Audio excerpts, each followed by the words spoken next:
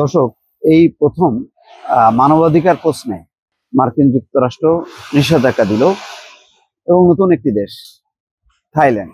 Thailand চীনের যেমন ঘনিষ্ঠ, আবার মার্কিন যুক্তরাষ্ট্রেরও অত্যন্ত ঘনিষ্ঠ। সেই দেশকে নিষেধাজ্ঞা দিয়েছে। কেন দিয়েছে?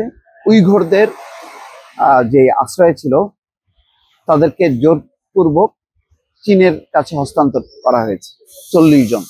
এই ঘটনাকে কেন্দ্র করে সংশ্লিষ্ট কর্মকর্তাদের উপর মার্কিন নিষেধাজ্ঞা দেওয়া হয়েছে।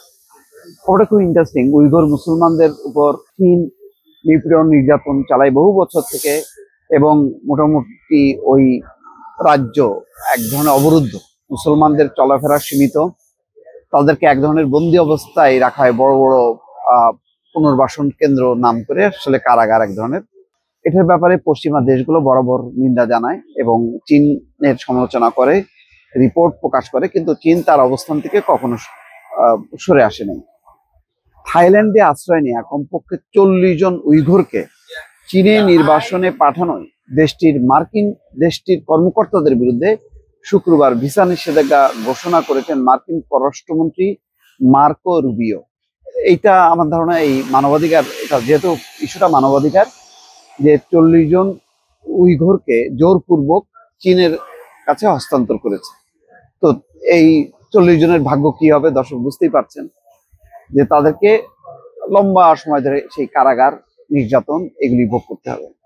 মার্কিন পররাষ্ট্র দপ্তর এক বিবৃতিতে বলেছে, উইঘুর এবং অন্যান্য গোষ্ঠীগুলোকে জোরপূর্বক চীনে ফিরিয়ে আনার জন্য সরকারগুলোর উপর চাপ সৃষ্টিতে চীনের প্রচেষ্টার বিরুদ্ধে লড়াই করতে যুক্তরাষ্ট্র প্রতিশ্রুতিবদ্ধ। অর্থাৎ যে উইঘুররা বিভিন্ন দেশে আশ্রয় নিয়ে এক ধরনের পালিয়ে আছে বা তাদের জীবন রক্ষা করছে, চীন তাদেরকে চাপ দিচ্ছে যে তারা সন্ত্রাসী, তারা জঙ্গি, তাদেরকে ফেরত দেওয়া হয়, তাদের বিচার করবে তারা। কিন্তু মার্কিন যুক্তরাষ্ট্র এবং পশ্চিমা দেশগুলো সেটা মনে করে না, বরং মনে করে যে এখানে চীনের ধর্মীয় নিপীড়ন, নির্যাতন এবং একটা সম্প্রদায়কে নিশ্চিহ্ন করার একটি পদক্ষেপ, যা মানবাধিকার লঙ্ঘনের শামিল। তো সেখানে তাদের উপর নির্যাতন এবং জোরপূর্বক গুম করা হচ্ছে, এটা হচ্ছে মার্কিন যুক্তরাষ্ট্র বলছে। থাইল্যান্ড এবং অন্যান্য দেশগুলোকেও এই ধরনের নির্বাসন থেকে নিরুৎসাহিত করার জন্য এই পদক্ষেপ নেওয়া হচ্ছে বলে মনে করা হচ্ছে। অর্থাৎ অন্য কোনো দেশ যাতে এই থাইল্যান্ডের পথ না ধরে, সেই কারণে এই পদক্ষেপটা নেওয়া হলো। জাতিসংঘের মানবাধিকার বিশেষজ্ঞরা সতর্ক করে দিয়ে বলছেন, যদি উইঘুরদের ফিরিয়ে আনা না হয় তাহলে তারা নির্যাতন, দুর্ব্যবহার এবং অপূরণীয় ক্ষতির ঝুঁকিতে থাকবে। তবুও 1 দশক ধরে আটক উইঘুরদের থাইল্যান্ড ফেব্রুয়ারিতে চীনে ফেরত পাঠায়। অর্থাৎ মানবাধিকার সংগঠন জাতিসংঘের, তাদেরও সতর্ক ছিল, তারপরেও তারা থাইল্যান্ড ওই নিষেধাজ্ঞা উপেক্ষা করে চীনে ফেরত পাঠায়। রুবিও এক বিবৃতিতে বলেন, 27শে ফেব্রুয়ারি থাইল্যান্ড থেকে 40 জন উইঘুরকে জোরপূর্বক ফেরত পাঠানোর জন্য দায়ী এর সাথে জড়িত থাইল্যান্ড সরকারের বর্তমান এবং সাবেক কর্মকর্তাদের উপর ভিসা বিধিনিষেধ আরোপের পদক্ষেপ গ্রহণ করে আমি অবিলম্বে এই নীতি বাস্তবায়ন করছি।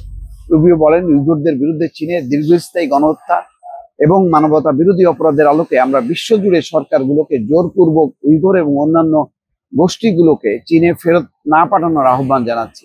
বিবৃতিতে আরো বলা হয়, নিষেধাজ্ঞাগুলো অনুমোদিত ব্যক্তিদের পরিবারের সদস্যদের উপর প্রসারিত হতে পারে। দর্শক, একটা ভালো পদক্ষেপ যে মানবাধিকার রক্ষায় মার্কিন যুক্তরাষ্ট্র, যেখানে ট্রাম্পের কাছে এই মানবাধিকারের কোনো মূল্য নেই, সেখানে একটা পদক্ষেপ নেওয়া হলো। এটা নিঃসন্দেহে একটা ভালো পদক্ষেপ হিসাবে চিহ্নিত করা যায়। দর্শক, ভালো থাকবেন। আল্লাহ হাফেজ।